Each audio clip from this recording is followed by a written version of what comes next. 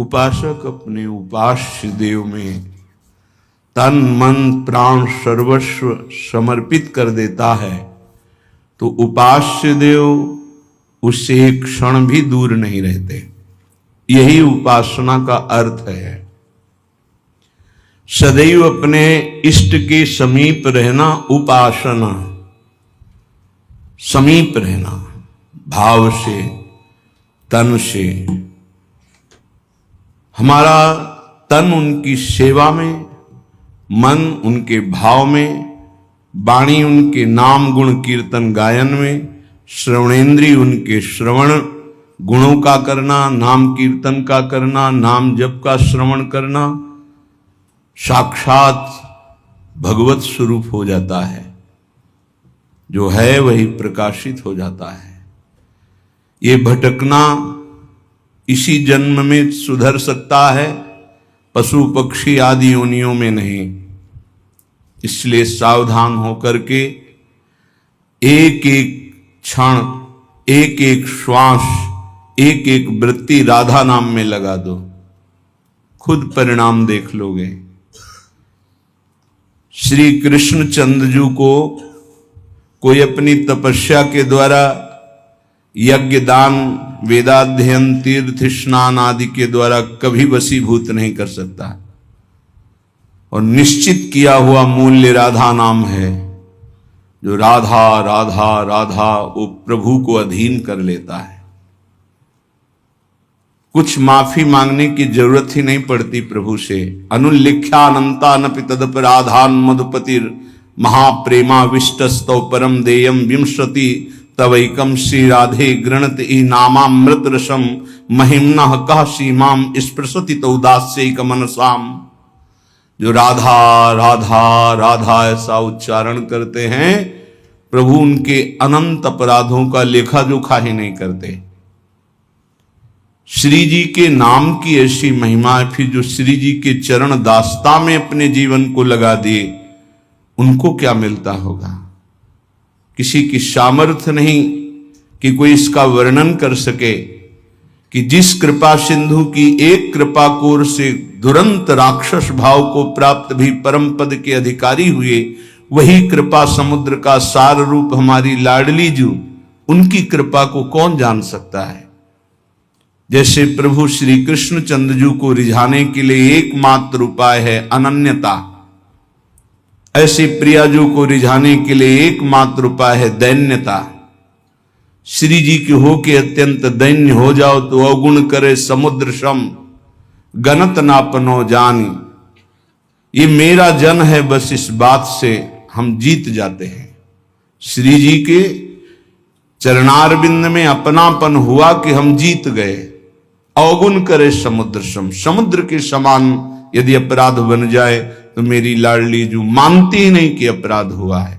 पर ये अनन्यता, ये दैन्यता बिना रसिक महापुरुषों का सेवन किए नहीं आ सकती। और बिना वृंदावन के रसिक जनों का संग नहीं मिल सकता। वृंदावन की कृपा के बिना विशुद्ध प्रिया प्रीतम के अनुराग में जिनका मन लगा हुआ है, ऐसे रसिकों का संग नहीं मिल सकता। वो मिलेगा तो वृंदावन की कृपा से। कभी भी कहीं भी किसी को भी यदि ये सौभाग्य मिला तो पहले वृंदावन की कृपा हुई, तब ये सौभाग्य मिला। श्रीपाद प्रबोधानंद जी महाराज कह रहे हैं, गाढ़ा शक्तिमता मपीह विशेष स्वत्यंत निर्वेदतो दृक्पाते सहिष्णुतातिशयिनाम योगे समुद्योगिनाम ब्रह्मानंद रसैकलीन मनसाम गोविंद पादाम्बुज द्वंद्वाविष्टधियां च मोहनमिदं वृंदावनम स्वैर्गुणैः। बड़ी महिमा की बात कह रहे हैं श्रीपाद प्रबोधानंद जी महाराज। स्वैर्गुणैः मोहनोपि, अपने प्रभाव से तुम्हारे मन और चित्त को मोहित करके प्रियालाल के चरणों में समर्पित कर देगा। ये वृंदावन का प्रभाव है। जब अपने को सबसे दीन समझा जाए, नाम जापक अपने को सबसे दीन समझे, मैं सबसे नीच, ओ ऐसा आप सत्य मानिएगा। जो नाम जापक है वो कोई बनावटी नहीं कि वो बनावटी बोलते मैं अधम हूं, मैं दीन हूं, मैं नीच हूं, ऐसी बात नहीं। अनुभव होता है प्रभु की कृपा कहां और कहां मैं नीच, ऐसा दोनों का तारतम्य अनुभव होता है। अहंकार के कारण आपको अनुभव में नहीं आ सकता, लेकिन जब अहंकार रहित होगे तो दिखाई देगा कहां प्रभु की अपार कृपा और कहां अपनी अधमता, दोनों का। देखो स्वामी जी महाराज श्री ललिता जी के अवतार हैं, श्री स्वामी हरिदास जी, और अपने सिद्धांत पद में कह रहे हैं मोसो ना बिगारन को और तोसो ना संवारन को, तो ही मोई पड़ी होड़। अब विचार करो, हरिवंश महाप्रभु हित सजनी के अवतार हैं, वो कह रहे हैं क्वाहम तुच्छा परम मधमा प्राण हो गर्ह कर्मा। कहां मैं तुच्छ अधम अपराध करने वाला हूं, कहां ये नाम, ये राधा नाम तो सिर्फ वृंदावन की महिमा जो मेरे हृदय में स्फुरित हो रहा है। क्या है ये? कोई साधक है, कोई संत है? ये तो साक्षात भगवान आचार्य रूप में अवतरित होते हैं। तो जब जब होए धर्म के हान, सेवक जी महाराज हरिवंश महाप्रभु के लिए लिखते हैं, जब जब होए धर्म के हान तब तब तनु धरि प्रगटत आन, जान और दूजो नहीं। तो उपासक को चाहिए, जो नाम जापक उसका नाम तभी प्रकाशित होगा जब उसमें दैन्यता आए कि मैं तो वास्तविक मैं बहुत अधम हूं, लेकिन हम पर प्रभु की बहुत कृपा है। ये दोनों साथ होने चाहिए, केवल अधम ही कह के नहीं रुकना है। देखो हनुमान जी महाराज परम ज्ञानी महाभागवत, असमय अधम सखा सुनु, रुक नहीं गए, पर मोहू पर रघुवीर, देखो मेरे ऊपर कितनी कृपा, यद्यपि मैं अधम हूं, ये बात ध्यान देनी। नाम जापक उपासक तभी दिव्य ऊंचाई पर पहुंचता है जब तरण से भी अपने को नीचा समझता है। बहुत सहनशील होना चाहिए नाम जापक को, नाक में गुस्सा नहीं होना चाहिए। और ध्यान रखना, भजन करोगे तो ये आ जाएगा, सही ढंग से चलोगे तो नाक में गुस्सा आ जाएगा, क्योंकि अभिमान स्फुरित होगा जो अंदर है, उसको दमन करने के लिए गुरु शासन में रह जाता है। त्रिभुवन में कोई दूसरा नहीं है जो भजन का अभिमान नष्ट कर सके, केवल गुरु नष्ट करते हैं। एकमात्र अहंकार पर अगर हथौड़ा कोई मार सकता है ज्ञान का, तो केवल गुरुदेव है, दूसरा तो ऐसे ही बोलेगा, लेकिन वो सीधा प्रहार उसी अहंकार पर। बहुत सहनशील उपासक को गुरुदेव की कृपा बना देती है। इसलिए एक प्रश्न हुआ था कि हम अव्यक्त रूप से गुरु मान लेते हैं तो हमें क्या भगवत प्राप्ति नहीं होगी?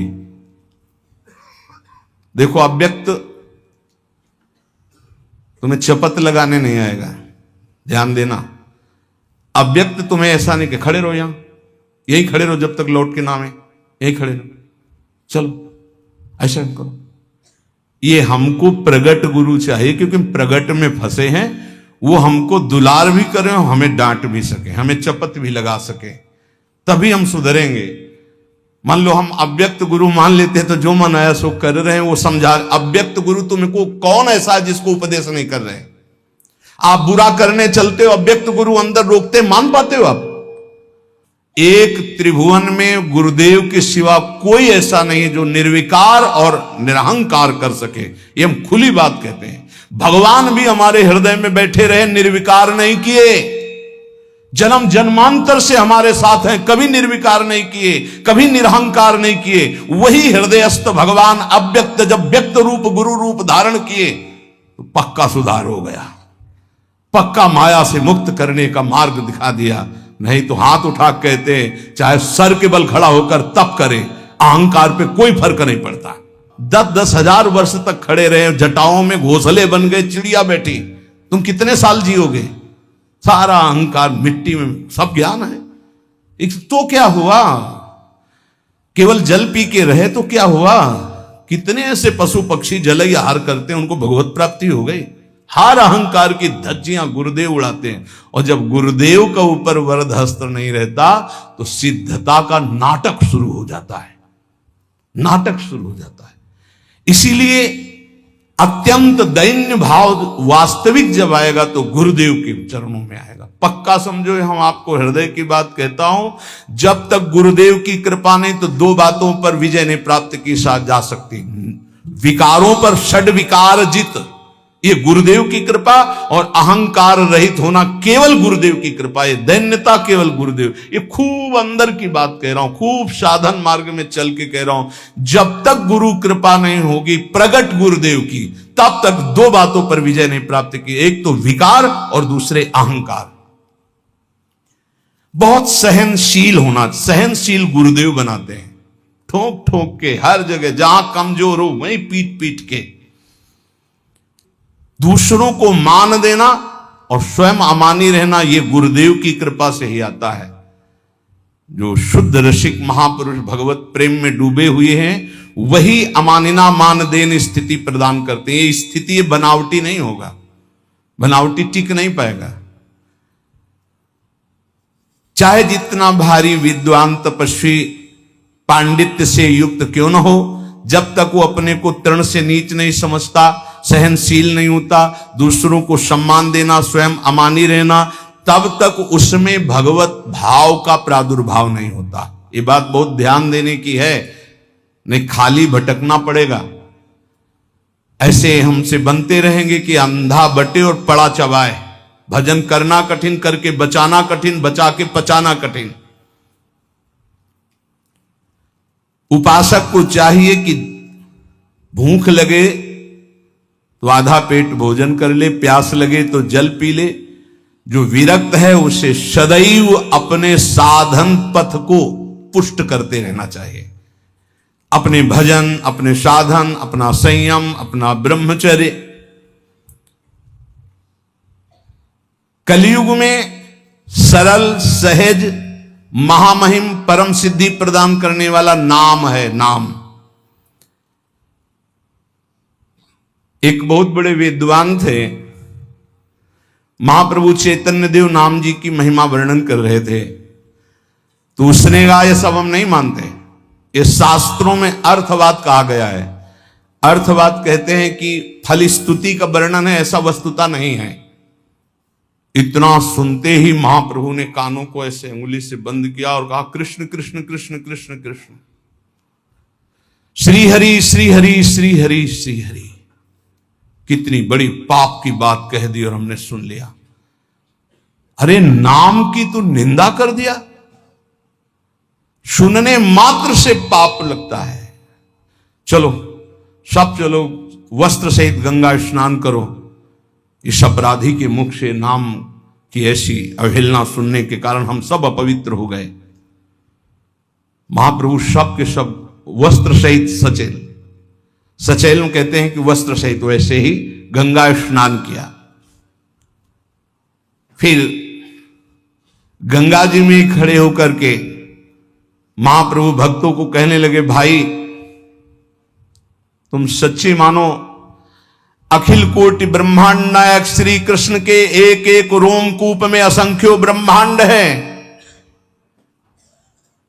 उन श्री कृष्ण को अधीन करने की सामर्थ्य श्री कृष्ण का नाम रखता है। मैं गंगा में खड़े होकर कहता हूं, पक्का पक्का। ये विद्वता भी बहुत कभी कभी भगवान से विमुख कर देती है।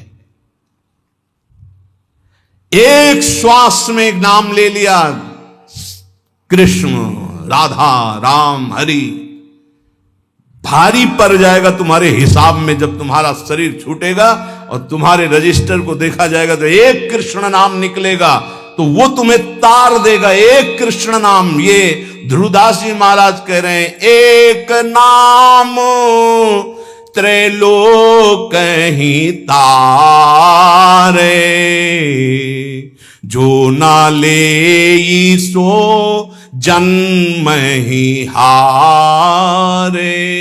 पूरे जन्म में यदि भगवान नाम नहीं लिया तो व्यर्थ चला गया जन्म। और जिसने एक बार कृष्ण कहा, राधा कहा, हरि कहा, भारी पड़ जाएगा। यमराज जी महाभागवत हैं, एक नाम की कीमत क्या है, पूरा त्रिभुवन नहीं है, वो विजय को प्राप्त होगा। असंख्य ब्रह्मांडों के स्वामी अजित को जो जीत ले वो है नाम। कोई योग के द्वारा उनको वशीभूत नहीं कर सकता, तपस्या के द्वारा नहीं करता, तत्वों की संख्या की गणना करके सांख्य योग के द्वारा उनको वशीभूत नहीं कर सकता। अगर कोई आज तक वशीभूत किया है तो नाम जापक ने किया है। सुमीर पवन सुत पावन नामू, अपने बस कर राखे नाम।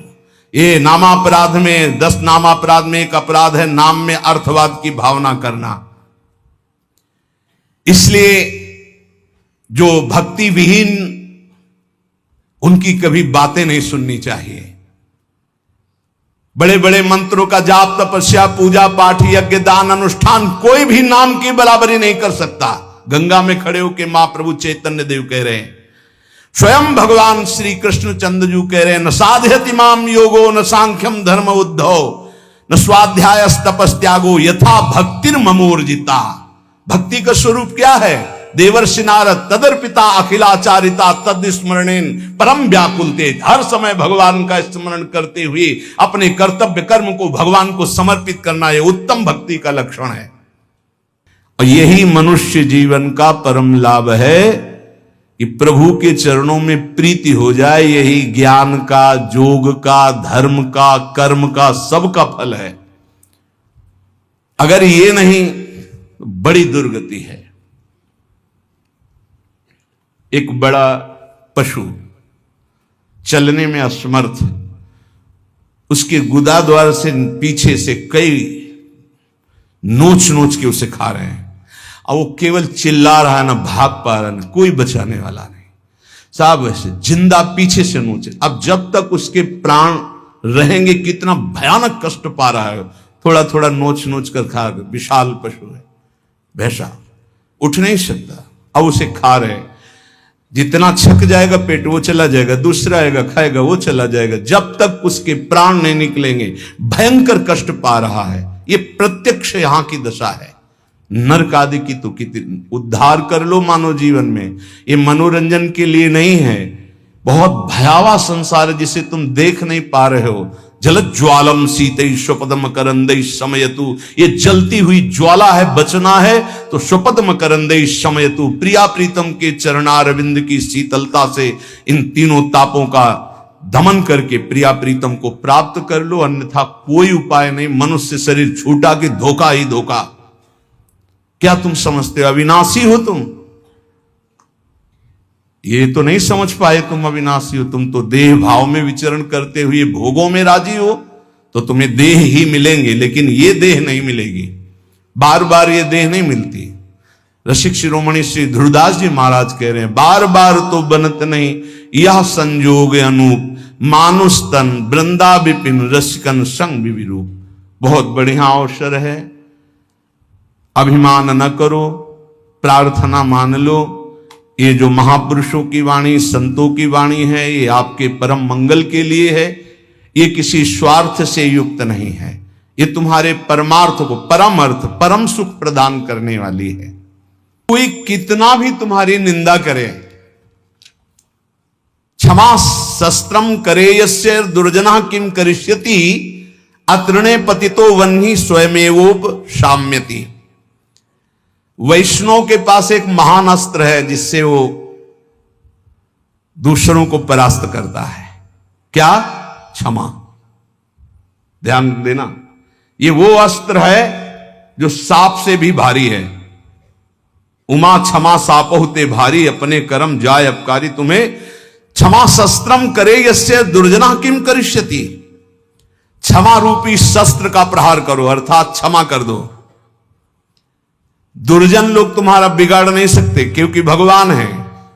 जैसे तिनका जलकर भस्म हो जाता है, ऐसे ये दुर्जन लोग अपने आप सापोहते भारी। वैष्णव को क्षमा करना चाहिए। कहते हैं कि जैसे छात्र क्लास में पढ़ता है, जब उसकी क्लास बदलने का समय आता है तो उसकी परीक्षा होती है, ऐसे साधु वैष्णव की परीक्षा होती है।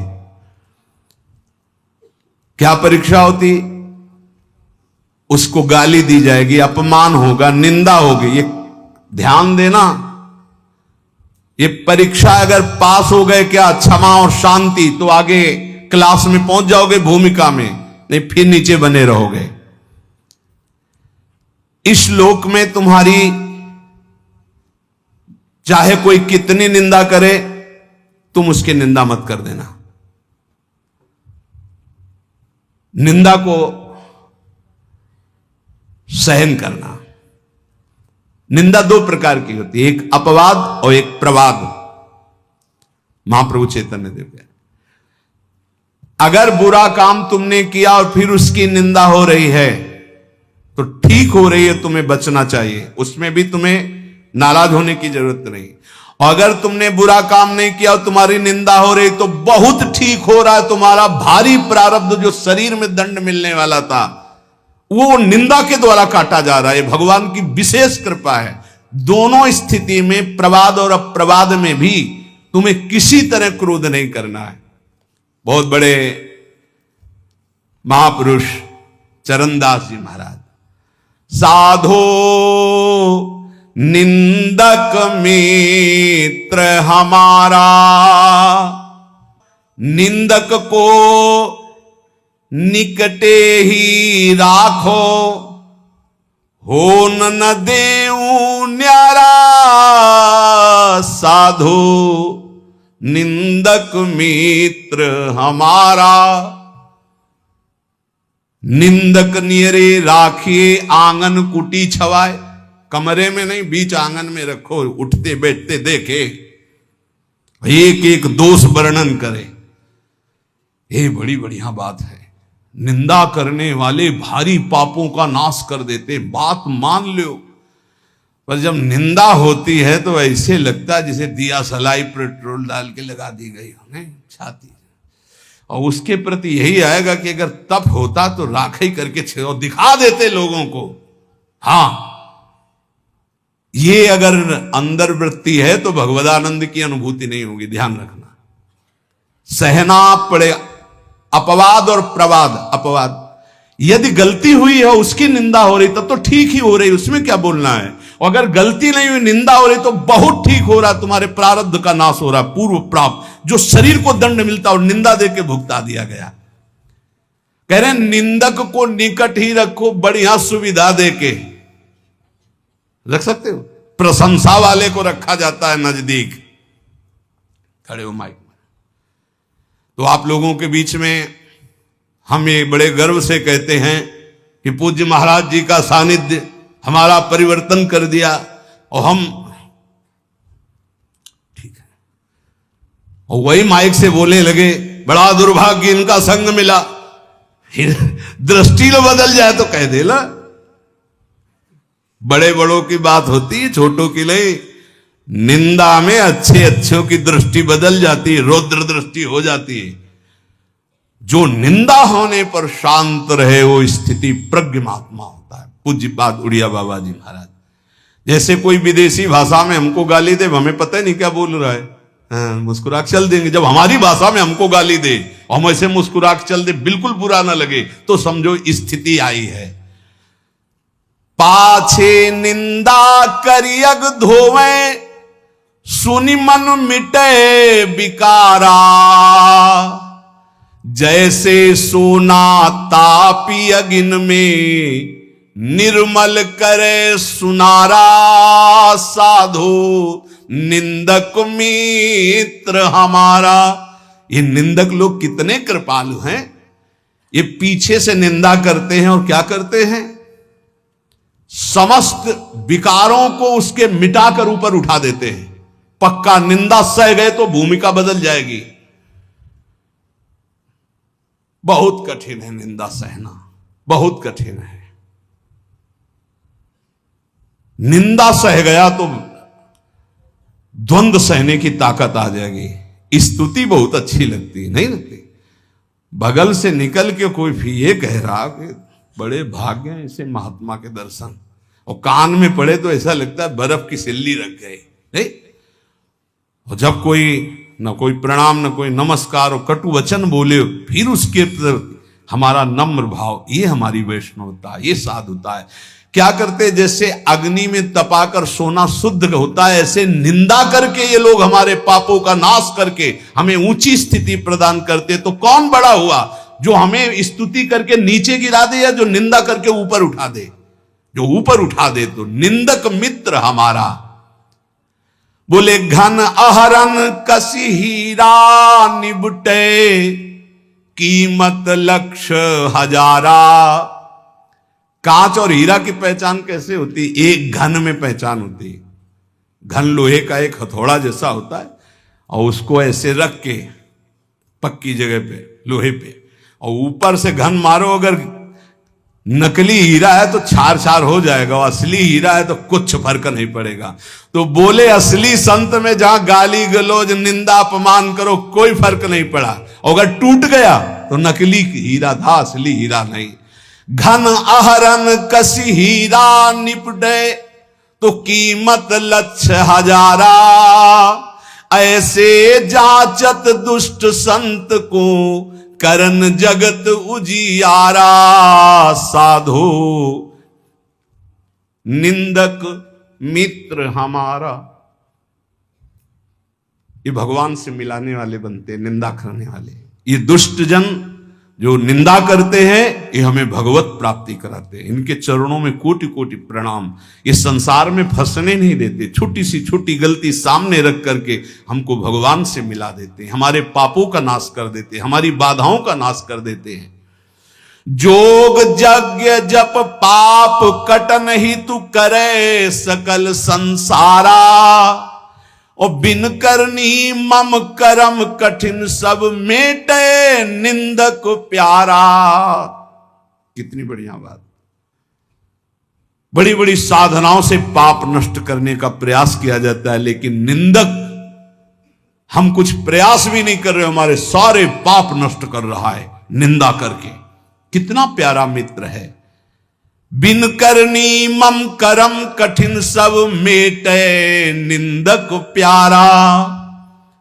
सुखी रहो, ये कोई संत ही बोल सकते हैं, ये केवल संत हृदय बोल सकता है। सुखी रहो निंदक जग माही, रोग न हो तन सारा।